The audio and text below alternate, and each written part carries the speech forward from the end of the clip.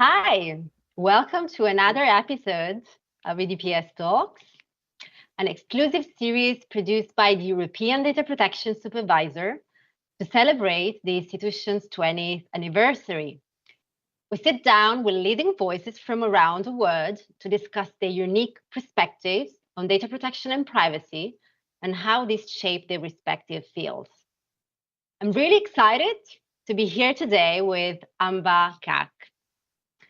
For the last 15 years, Amba has been designing and advocating for technology policy in the public interest, ranging from network neutrality to privacy to algorithmic accountability across government, industry, and civil society. She brings this experience to her current role, co-leading as co-executive director AI Now, a US-based research institute where she leads on advancing diagnosis and actionable policy recommendations to tackle concerns with artificial intelligence and concentrated power. Amba is also on the board of directors of the Signal Foundation. Amba will bring a wealth of knowledge and experience to today's discussion. We are thrilled to have you here with us. Thank you, Amba, so much for joining us, and welcome to the EDPS Talks. Thank you. I'm looking forward to this conversation. So we normally start with a question that we ask all our guests, which is actually a very fundamental one. What is privacy for you? What does privacy mean to you? Yeah, thank you for the question. I'll say firstly that since I work in the policy space and so much of it is about, the big brother, the Orwellian dystopia and these like surveillance nightmares are often the stuff of my everyday job, I would say. But for me, I think privacy is much more about the world that I and we want to live in, and not about the world that we don't want to live in. So if you asked me what privacy is about, I would say at its core, it's about, autonomy, our ability to self-define our lives. And core to that is, being able to decide what others should or shouldn't know about us, being able to creatively play with what we conceal, what we reveal, and also maybe most importantly, exercise control over how other people contextualize or interpret information about us, especially those that have power over us. And so I think that the core of privacy is really our, this is, I'm borrowing from famous works around theorizing privacy, but this idea of self-authorship, your ability to define and write the story of your life rather than have it be defined or told by others. And I would say in the similar vein, it's much less, or privacy is often reduced or collapsed into this idea of choice or control. Privacy is just about, hiding or, the decision of whether to say yes or no to a particular kind of informational choice. But I think in the policy space, we often have to actually push back against that and say, no, this is not just about consent pop-up boxes. It's about power. And sometimes a power dynamic means that you can't actually exercise an effective choice or an effective control. And so what's much more important is having actors like the state regulatory bodies sort of step in to make sure that we are still able to exercise autonomy, that our privacy is protected, irrespective of what we might superficially choose. So yeah, I could talk about this for much longer, but I'll stop there. Thank you so much. I mean, I found this very clear and inspiring. You said the ability that is also privacy for you to write the autonomy to write our own life, in fact, our own story. And yet there are challenges to this autonomy, to this capability, as there are perhaps biggest challenges in tech at the moment. So I'd like to ask you, in your view, Amba, what are the biggest challenges that our society is facing at the moment right now when it comes to the impact that fast developing technologies is having on people's lives and ultimately democracy? Yeah, I mean, I think, when people say we're in a moment of profound technological advancements and progress, I often respond to say, it really depends on who you're asking, because if you asked members of the creative or the artistic community, they might speak of the last 18 months less as a parable of progress and much more as one of the anxieties of their own livelihood, but also the value of human creativity and that being under threat as a more existential question, right? Or if you ask, say, call center workers or nurses or others who are sort of on the receiving end of AI getting integrated into their workflows, not always for the best, maybe in ways that devalue their own work or lead to negative implications on their wages, then they might also question this kind of broader thesis of just advancement and progress. So I think I would say the biggest challenge right now, or the thing that keeps me up at night in relation to tech, is not so much, the tech itself, but really who gets a say in deciding how and whether this technology is implemented, in which sectors, what is the sort of democratic process that is being applied to these decisions. And I think the sad truth is that right now we're very far from anything resembling a democratic process. It is very much the will of very few companies, very few individuals within those companies that are deciding the trajectory of technology, what gets released to the public, how. They're also very, very powerful, but also very narrow commercial incentives that are powering just the technology itself. And so the decisions right now about whether or not to use AI in a particular context aren't being decided by whether it is in the interest of the public. They're being decided purely on the question of whether it will eventually lead to more profitability for a few companies. And they're obviously very, very skilled marketers. So I think where the opportunity, if I can reframe it, it's a challenge, but the opportunity right now is really to reassert democratic control over these technologies. And I guess, Amba, that this might become particularly problematic when it comes. I mean, you mentioned AI. I was not mentioning this in my question, but this is, of course, very important for today's discussion. So AI has rapidly become also the engine for spread of disinformation. So I'm having in mind especially the impact on political campaigns in these times of elections.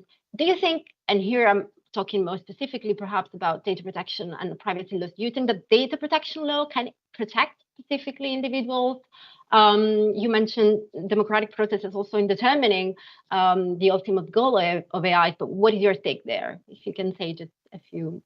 Yeah, look, I mean, I think misinformation and more broadly the challenges to democracy that are emanating from AI technologies and the AI industry are tremendous. They are multifaceted. There's often a tendency, however, to sort of reduce them to kind of technical challenges. So you'll see that a lot of the conversation around what to do about AI and misinformation becomes a conversation around how can we design the perfect watermark. So a watermark is essentially something that says this is AI generated content. And the thing is, we've been here before, maybe not with this generative AI moment. It's much worse, but over the last decade, we've had this conversation multiple times about, the concern around misinformation, fact, and how people's opinions are shaped. And I think what's very clear from the research and, anywhere in the world you look is that these are not purely technical questions. You can tell someone in 5 million ways that something is fiction and not fact, but if they want to believe that it is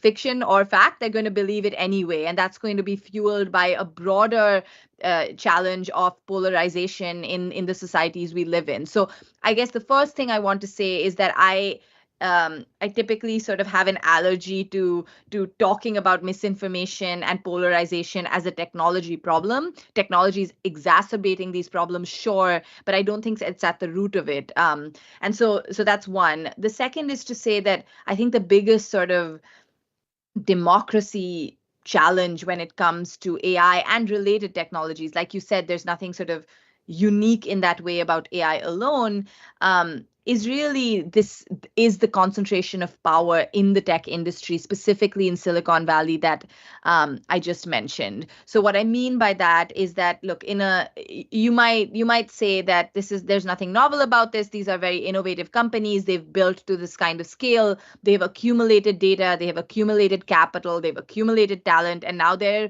making the most of it. But I think the question is that if we are going to buy into this narrative or the thesis that our social, digital, economic infrastructures of the future are all going to be based on these AI technologies, then I think it should really worry us that the resources that determine performance and determine quality and everything to do with AI are controlled disproportionately in very, very few hands. And within that, these companies have time and again over the last decade proven that they are not trusted or trustworthy custodians, right? So this sort of fetishization of sort of movement, like move fast, break things, over friction, over slowing down, over doing things right.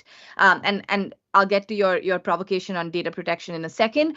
I think that is something that Silicon Valley has sort of mythologized as being the way of doing things. Like we'll release these products into the market and we'll deal with the questions later. And so I think this is not, if these are the technologies of the future, then these individuals, these companies, this industry needs to be regulated very, very differently, or else we're going to see a kind of a concentration of power in unaccountable hands that I think is perhaps the biggest threat to democracy. And then to the point on data protection law, I think whether it's data privacy law or it's these broader algorithmic, accountability legislation that we're seeing all over the world, what these are doing is they're structurally changing the kind of, I guess, the way in which technology is built. So it's saying like, look, you don't get to release in commercially first, think about it later.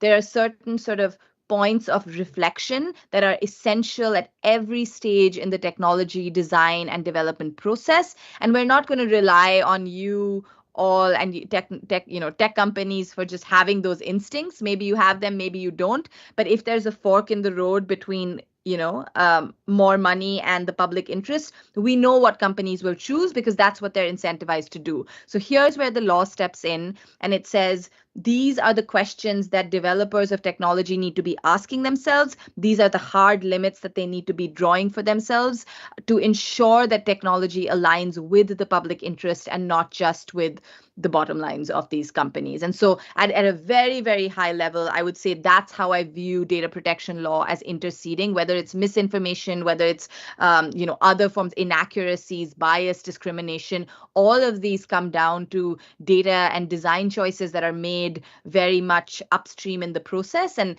that's where these laws sort of restructure the dynamic within which technology is developed. And I guess that this is also what is behind one of your main points that I heard you making publicly, so that data privacy regulation is AI regulation. And so my follow-up question for you is actually along this line. Do you think that privacy protection can specifically contain, I guess you partially already replied to this question, but AI risk, including societal ones, so more broadly? Absolutely. I think both in the nuts and bolts of privacy law and bigger picture, privacy law has so much to offer to kind of hold the AI sector accountable. But just to step back, because you asked me about, that phrase, data privacy regulation is AI regulation. It actually, it came almost as a response to a policy debate right after ChatGPT was released, and excitement was, and nervousness and anxiety was at its peak, where lawmakers all over the world were sort of referring to AI as new. They were referring to the regulatory space as a blank slate. And we said, wait, hold on a second, because this type of we're starting from scratch approach benefits industry players much more than it benefits anyone else, because it sort of, sets the clock right back and ignores the fact that what is AI? AI is data, it's compute, it's labor, and all of these inputs that go into making AI are the means by which AI can be regulated. So if data is, one of, if not the most important input that goes into shaping the outcomes when it comes to AI, it should be a no-brainer that, of course, one of the most powerful levers to kind of influence and impact and shape AI is, in fact, data regulation. And so that's sort of the incentive there, was to remind lawmakers that we already have many of the tools we need to regulate AI. And specifically, I'm happy to talk about them, but I would say just, very quickly, data minimization, rights to access data, rights against algorithmic discrimination, algorithmic auditing. These are pretty, standard data protection tools, and all of which are tremendously powerful if they are adequately enforced in the AI context. And maybe insisting a few minutes more on this aspect of regulating AI, there's something I really wanted to ask you. Do you think it's possible, Amba, to find a global consensus, a global one, on how to regulate AI and on which ethical principles to agree upon? Yeah, so I would say that the role for global governance is to set the floor and not the ceiling for what regulatory standards should be. And I say this because I am very worried by a particular kind of debate that tries to sidestep national and regional regulation and focus just on the highest level of global governance abstraction, because I think that is a tactic that is being used to move towards more voluntary, less enforceable regulation, as opposed to national law, which typically does have more teeth and actually can hit companies where it hurts. And this is not to say that, again, that global governance is irrelevant. It's just to say that it plays a very important function in norms building and in, like I said, setting a floor, but it absolutely should not distract focus from the need to both enforce and also pass really strong regulations in national context, because history has borne out that that's really where I think real accountability starts to percolate and actually hit companies where it hurts. Absolutely. Thanks, Amba. And now this is something you hinted at earlier in your words, but I'd like to zoom in again on a specific aspect of technology development. You are crucially contributing to the reflection on how to make sure that tech and big tech reflects the public interest. And it sounds not as an obvious thing to achieve. So can we really have that? And if so, how? I'll say the first thing we need to do is acknowledge that companies have no incentive to align with the public interest if, on the other side, they're leaving money on the table. So I think first is we need to be really clear-eyed about the commercial and purely commercial incentives that are currently powering this technology.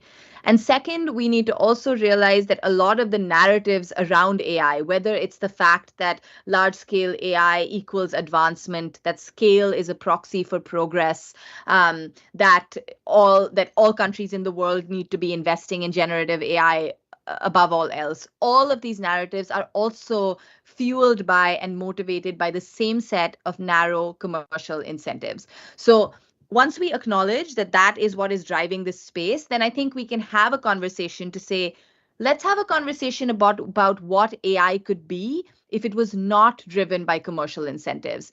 And that doesn't, I think even as a thought experiment, it's a really interesting one, which is how would we, if this was a public project, a democratically controlled and owned project, what might this technological trajectory look like? And I think the answers will really go back to AI will not be a solution in search of its problem to make money. It will be about the biggest challenges facing our world, whether that's climate change, sustainability, healthcare challenges, energy challenges, and then from those points saying, how can AI, if at all, help us solve those problems? So for me, the answer to how to reshape technology in the public interest is to decenter the technology and say what's really important are these social challenges. How can technology be shaped to solve for these problems rather than the other way around? And more practically, I would say, how do we shape big tech in the public interest to reflect the public interest? Our sort of playbook is to use law as one, not the only, but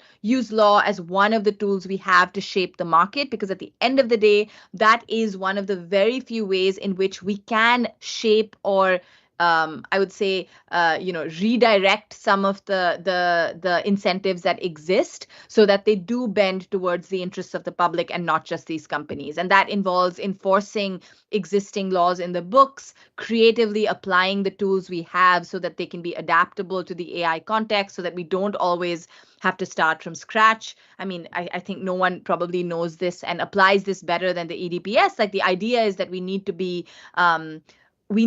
creatively interpreting, clarifying, and constantly innovating on the law in order to keep up with technology. And finally, like I said, we need to regulate. We also need to build. And by that, I mean, we need public investment, philanthropic investment to think about, developing trajectories and applications of AI that aren't just pursuing market objectives. And I think in doing so, we will open up imagination that doesn't exist today, which is maybe it's not about chatbots for, X, Y, and Z, but maybe there are other ways in which data-driven technologies can actually serve the public interest, but maybe we're not seeing them because maybe they don't make money for companies. And so I think developing a public interest technology space is really crucial to the eventual vision.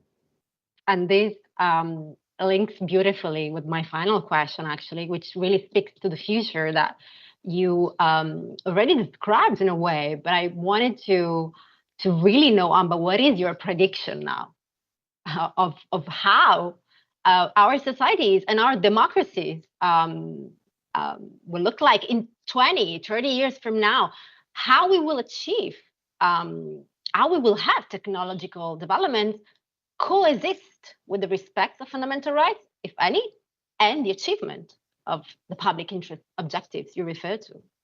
Yeah, I mean, my answer to this would change if you ask me at, different points of the day, just based on how optimistic or pessimistic I'm feeling or how realist I'm feeling. But I want to give you my most sort of hopeful answer, because I feel like, that's what drives us, right? I think in 20 years, I think it would be the technological future that I'm most excited by would reframe who counts as expert in this conversation around technology itself. So I think we want to see those that are, if it's about healthcare AI, my dream is that we're actually asking nurses and healthcare workers, what is the kind of AI that would make your work better? And how can we empower you in your workplace rather than devalue you? And have these people be part of the conversation that's deciding not just, how, but whether these technologies are integrated. I think similarly, having the creative industries have a say in how these technologies are deployed and being able to defend the broader project of human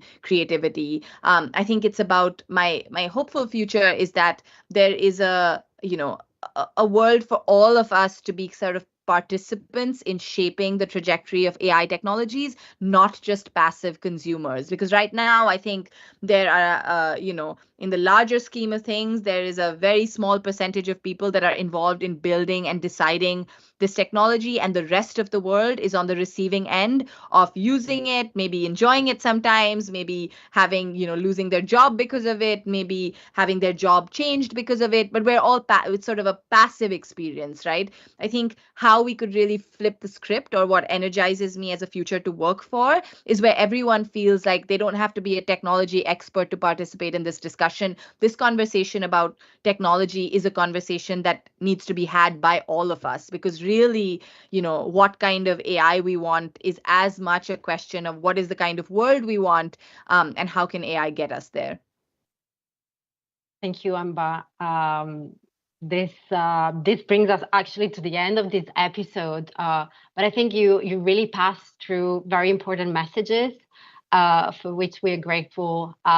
With you, we've discussed aspects such as how to protect democracies and people in these challenging and uncertain times, how to achieve, and if so, how, in fact, public interest objectives accordingly, and ultimately how our world and digital reality may look like, hopefully, as you said, a democratically determined one.